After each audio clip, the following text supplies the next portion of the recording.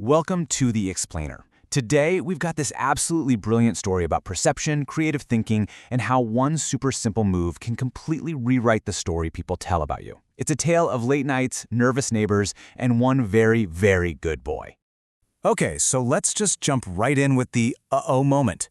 This is when our main character has that sinking feeling, that realization that in his quiet little neighborhood, he'd somehow been cast as the bad guy. And that's where this whole thing kicks off.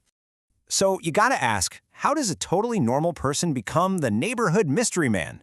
Before we get to the genius solution, we really have to set the scene and understand the curse that started it all. So here's the deal.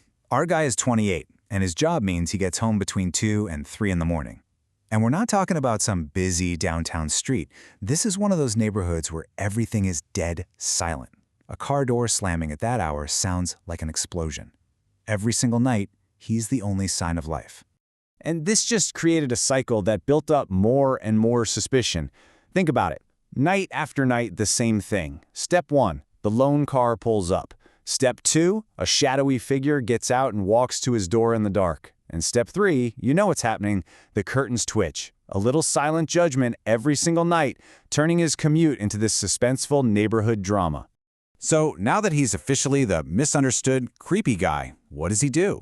He doesn't go door to door explaining his work hours. No, he does something way smarter.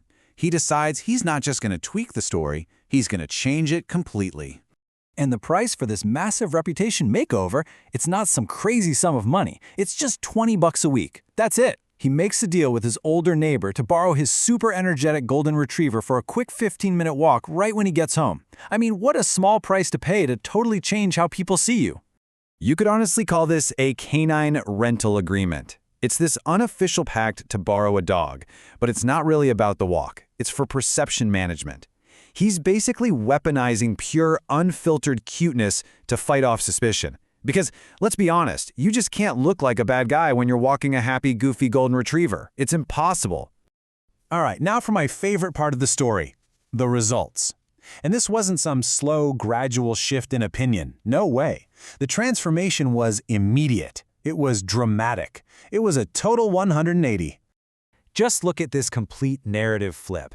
Before the dog, the neighborhood whispers were all, "Who is this guy?" He was the creepy guy. And after, he's suddenly the dedicated local hero.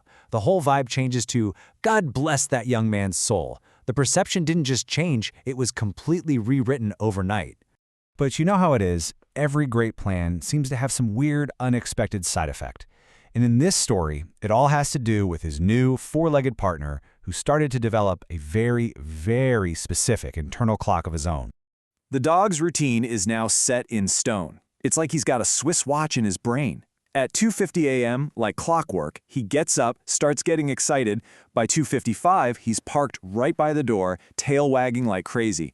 And at 3 a.m. on the dot, his new best friend arrives. The dog has perfectly synced up with the new schedule. And this is the hilarious final twist in the story.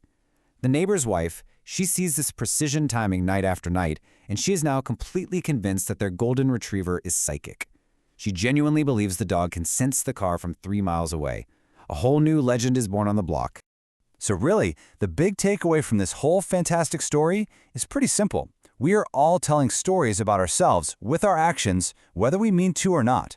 A late-night arrival tells one story, but adding a dog to that exact same scene, that tells a completely different story.